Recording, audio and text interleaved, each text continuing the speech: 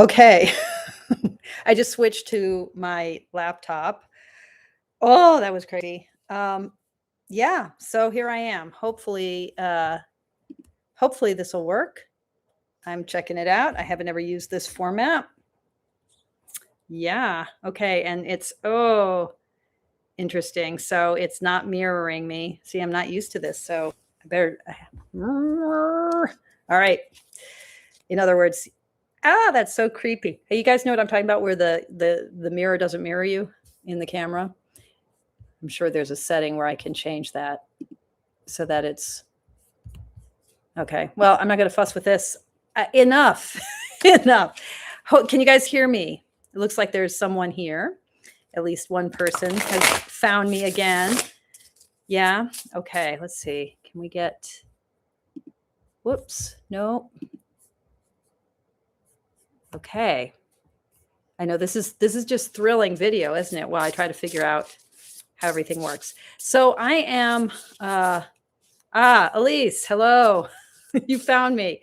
Yeah. Hello there. Happy New Year. Okay. Yeah, I'm so good with all the tech, don't you know? So here I am with my Crowley Harris. I was just trying to live stream from my iPad and then kept losing connectivity. We'll see if this works. I'm trying to demonstrate, the sort of just the wisdom of, it's never, what do I want to say? No time like the present. And the present is all times because everything is interconnected. And that's sort of the message of the Wheel of Life in Mindful Tarot is each of the cards is connected to all the other cards. And so although it's a wheel and it goes round January all the way through December, the hub at the center, that center card, that last card, I always pull my hub card 13th. Although I think I have pulled it first and individual results may vary. Do the Wheel of Life however you like. Oh, thank you. Yes, my hair's this is what happens when you don't wash it ever. However you do, individual results may vary. So however you do the Wheel of Life is up to you. I pull the hub card last. One of the things about the hub card is it is at the center of the wheel. It is the thing that ensures that what we're dealing with is a mandala, that these points are all interconnected, that this is one universe. We experience the universe. We're beings of time and space. We experience it one day at a time, one step at a time, but all those steps are interconnected. So one of the things I was saying when I was in the live stream just a few minutes ago before my iPad stopped cooperating with the internet is that we often get very precious about what mindfulness is. And we say, oh, it's about just be here now. It's about the now. It's the power of now, as Eckhart Tolle would say. Well, the power of now is that now is past, present, future. Now is life. Now is showing up as fully as we can and accepting the consequences of showing up. Now is being willing to take the bust. When someone says to you, you did this, to say, yeah, maybe I did. To accept the feedback that the universe gives you. It's not always fair or just or kind, but to show up fully is to be fully present for what shows up when you bring yourself forward. So my life is all catawampus. I'm not complaining. I'm just kind of a mess. I've got a new puppy who's got now I think another parasite. It was Giardia. Now I think it's Coccidia. She's she's carrying lots of, she's very fractal, my dog. She's got like the whole universe in all of her, she's carrying it all in her intestines. So I've been dealing with a lot of puppy shit. Some family emergencies, my own exhaustion from having walked 2,800 miles. And yet it's that time to pull some cards. So I've been working with the Crowley Harris Tarot, and this is Anna Krumke's, her version. I make playing cards of the 1980s Greenie. So it's a kind of a rendering of the vintage green card deck. I love the size that she chose for the larger format, and I'm using it in plastic. I love make playing cards, plastic cards. They just have a really nice heft. They feel indestructible. I took them with me on the road, and I knew that they would survive the ardors of pilgrimage. They're very slippery though, which if you've been watching the live stream since I started a few minutes ago, you've already seen me drop the cards, I think 3 times, because they are some slippy critters. Okay. So my intentions, in some ways, I begin 2026 really alert to wanting to clarify my own sense of intentionality, wanting to clarify what I'm here for, what I'm doing, wanting to really inhabit my life, wanting to show up with an open heart and an open mind, really wanting to show up as fully as I can. And so I'm hoping my wheel of life will help me do that. All right, as I pull the cards, I'm not going to worry about reversals. I'm just going to pull one card at a time. And I'm not the setup here. I mean, I'm on a dog couch. I've got Opal fast asleep over there. I've got the little one finally curled up over there. Sorry for my hand. It is what it is. So I'm going to pull the cards, and then at the end, when I sign off, I'm going to lay everything out in a beautiful mandala and photograph it, but I don't have the capacity to do that here. Okay. Oh, Mary Beth, thank you. Yeah. So you can hear me. That's good. Okay. So I'm starting with my January card. 2 of discs. Change. Yeah. So that seems right on target, the yin and the yang, that sense of everything being interconnected, that sense of everything being impermanent. This is where I start. I'm really aware of the movement of change, of the movement of time, of transformation and flux, and that is how I'm starting my year. And as I'm pulling these cards, I'm alert to the ways in which one card relates to the other, how the narrative unfolds over time. So this is my February card. Oh, okay. The Priestess.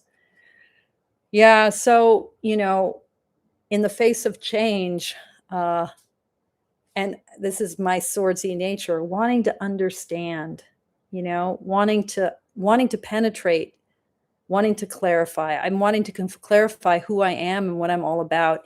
And, the Priestess reminds us that there's more that we don't know than that we know.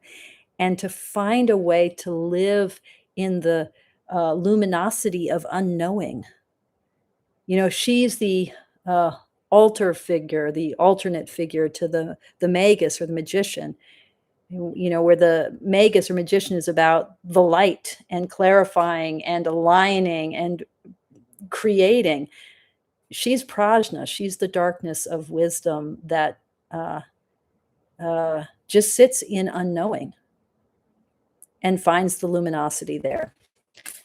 So that's February. And I'm kind of shuffling between pulls just to keep sort of the cards and my connection to the cards front and center. And here's March. Okay, so March is the Princess of Wands. So earth of fire, the earthy part of fire.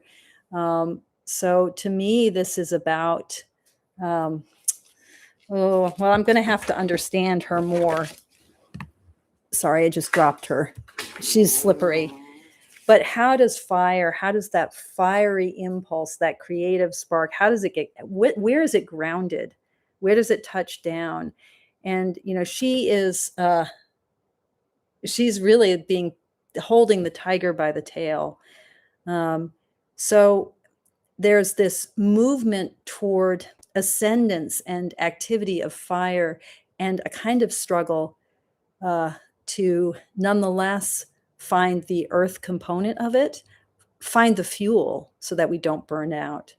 So this very young court card in the suit of fire.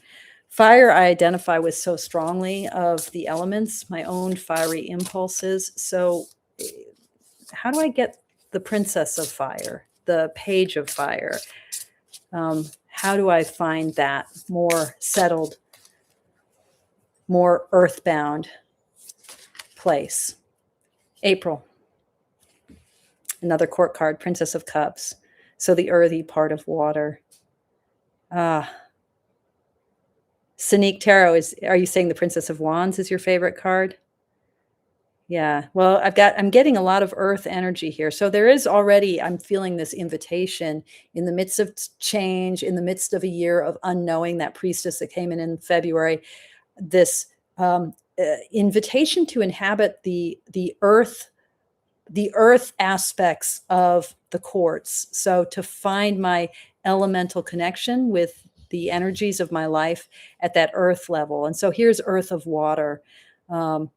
How that empathic side of me, that heartful side of me, where is it grounded? Where is it? Where's the sapling energy of it? Now, one of the things that I did with this year's Drop 'em 78, because I was on the road and there was a very limited amount of study I could do, I took photographs for each of the 78 days. And those photographs, well, spoiler alert here, the intention was always, and I'm going to enact this, to turn them into a tarot deck. So a Liberty Walks tarot deck. Yeah, Jen, I reconnected. I'm glad you found me again. So yeah, Princess of Wands is, Liz, you're right, perfect for the beginning of Aries. Now, I don't think zodiacally, I don't think astrologically, but yes.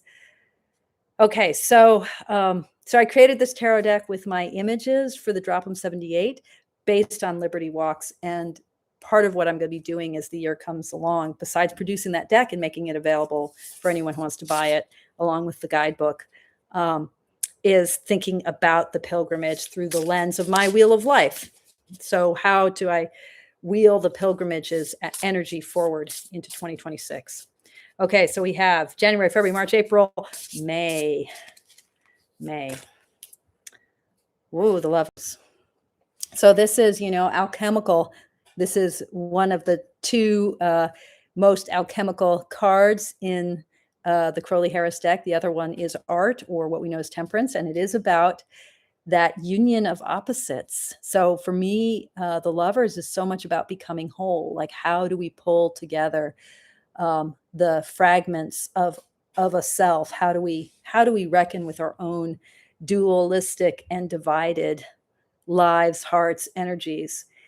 This is a card that's about that union, about the connections across the differences that compose this human life.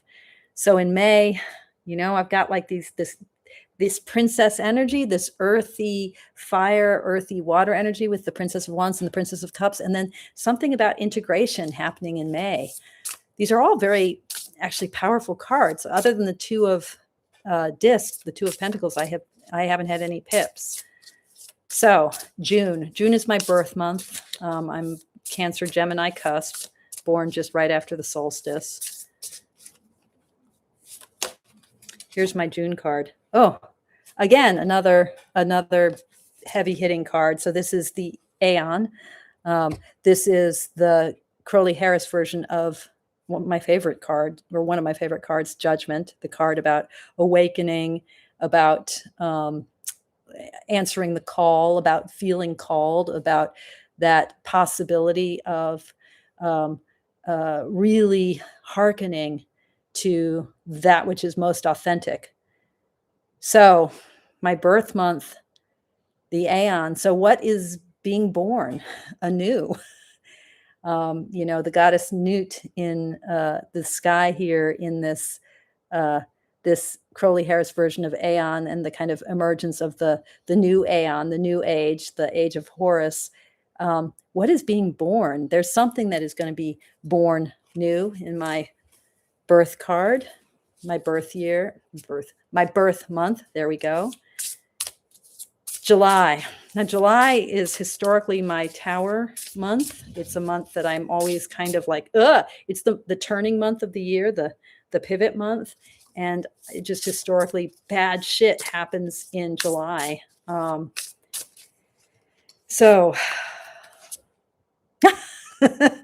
I'm not dealing with reversals, although I will note the last two cards were reversed. But The sun. Yeah.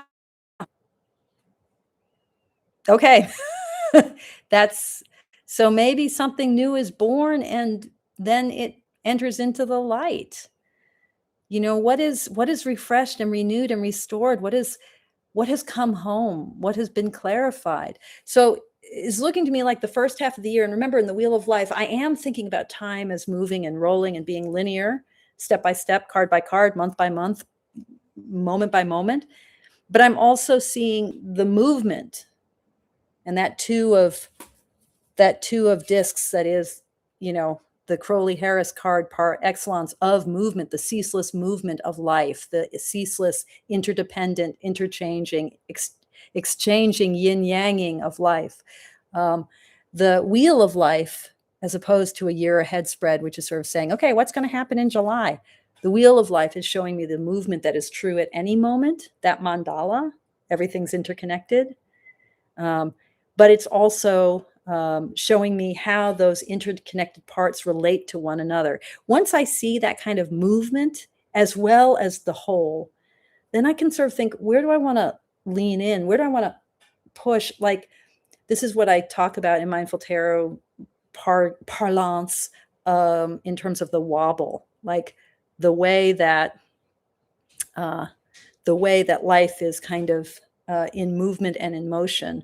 Um, and that when we recognize, oh, my husband's coming home. I'm filming, babe. You're what? I'm filming.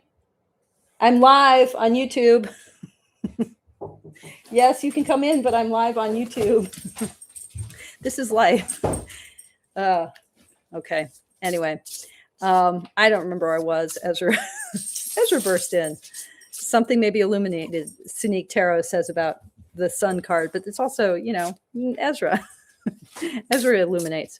Uh, I don't remember the wobble, the movement that a wheel shows us, like one point moving into the next.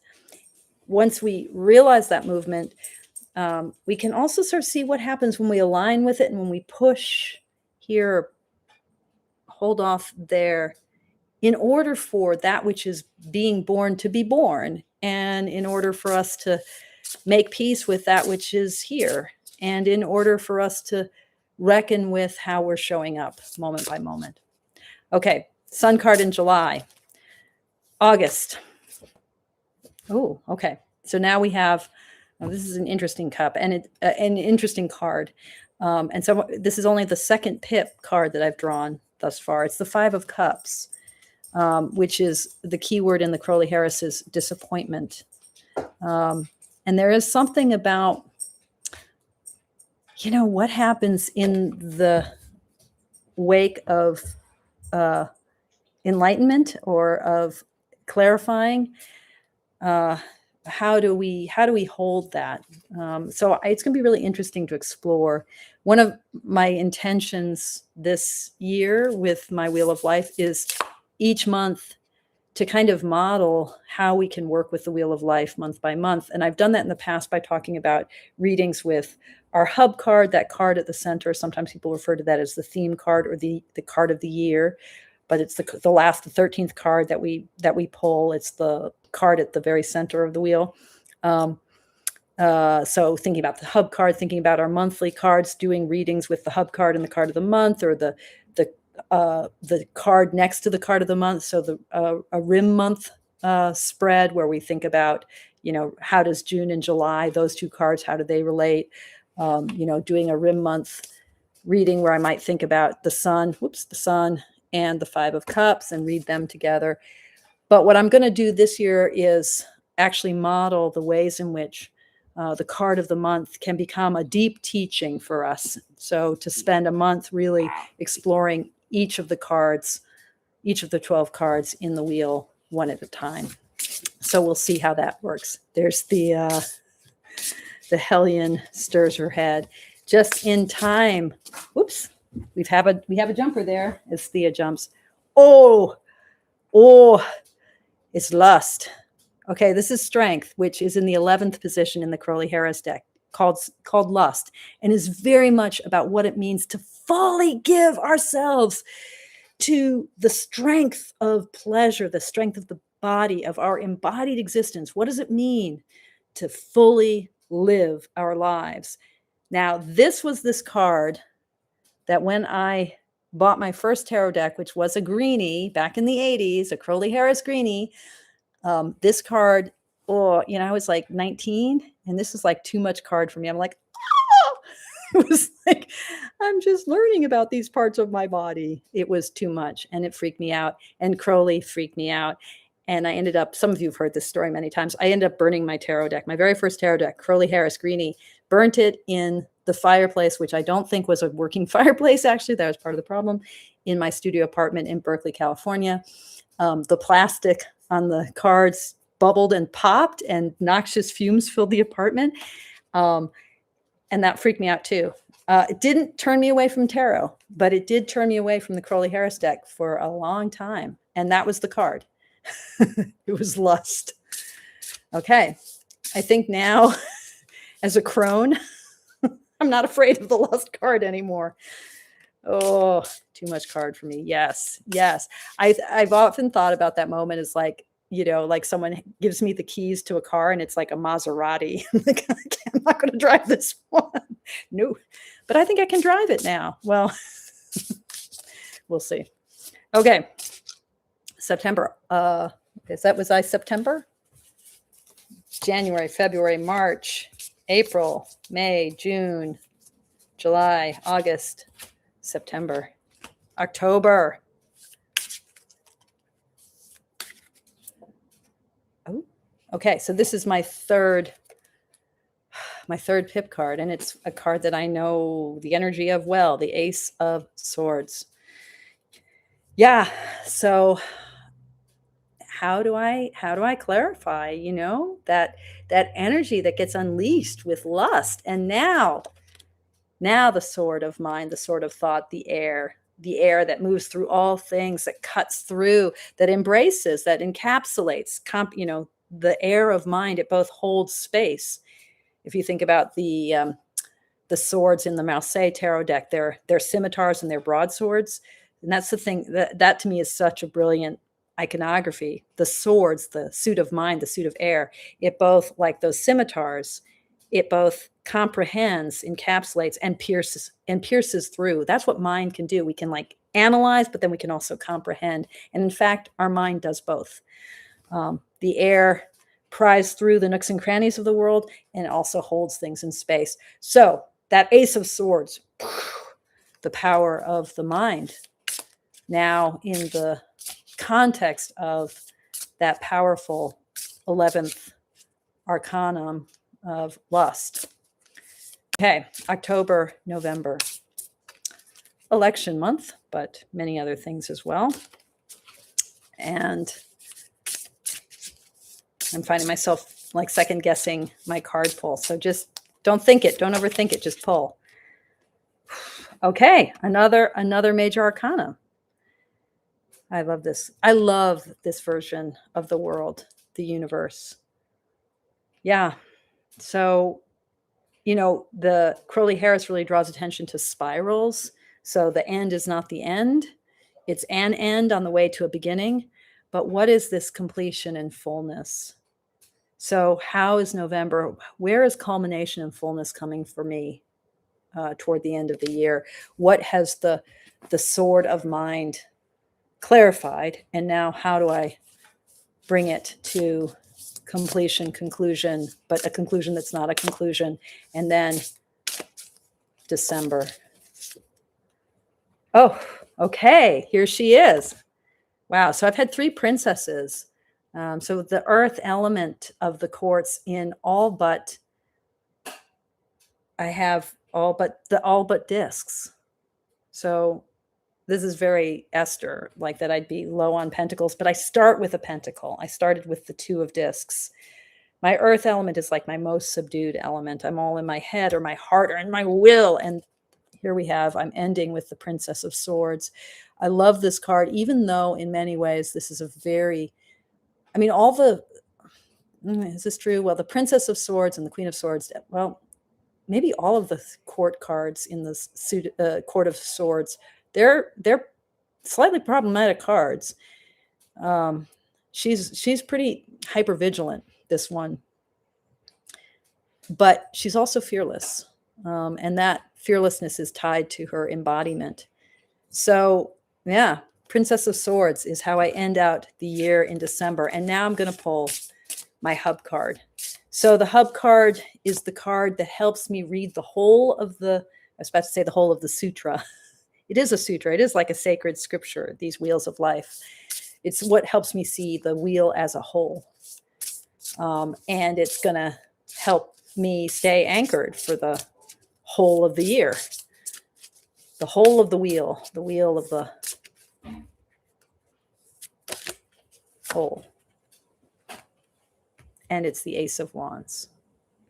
Okay, so my fire, not surprisingly, yeah, I'm increasingly thinking about fire and vow or will, intentionality. And as I was saying at the beginning of all of this, strong intention for this year to get clear on what it means to form a vow, to set our lives in motion with commitment, with the vigor of the will to do something. Having just walked 2,800 miles, that was a real like, oh, what is that? What is that part of me that can do hard things? Where does it come from? Spoiler alert, I know it doesn't come from me. So how do I work with it? How do I yield to it, surrender to it? How do I align with it? How do I not try to pull myself up by my own bootstraps? How do I work with fire? Yeah, it is a beautiful hub card. Okay.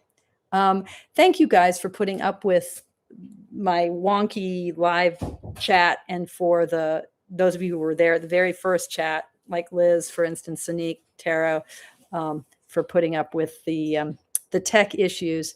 I will be posting an image of the whole wheel now that I can lay it out all pretty onto the Mindful Tarot Facebook page. And I will see y'all again. If you're not on the mailing list for Mindful Tarot, I encourage you to drop me a line. Best way to reach me, you can email me, esty@mindfultarot.com. mindfultarot.org. mindfultarot.org, not mindfultarot.com. And I think in my profile, it says how to reach me. But get on the mailing list. We will have, we have our monthly Zooms every month. That's why they're called monthly. And I think I'm moving them to the third Saturday instead of the third Sunday. I might be shifting the time. If you're on the Facebook group or you're on my mailing list, you'll get the updates about that. And then just don't be a stranger. As always, thank you so much for your practice. Thank you for being here. Thank you for loving tarot. What a joy. What a joy to have these archetypes in our lives, huh? And thank you for just your kindness and your sweetness. And may your years be blessed. Take good care.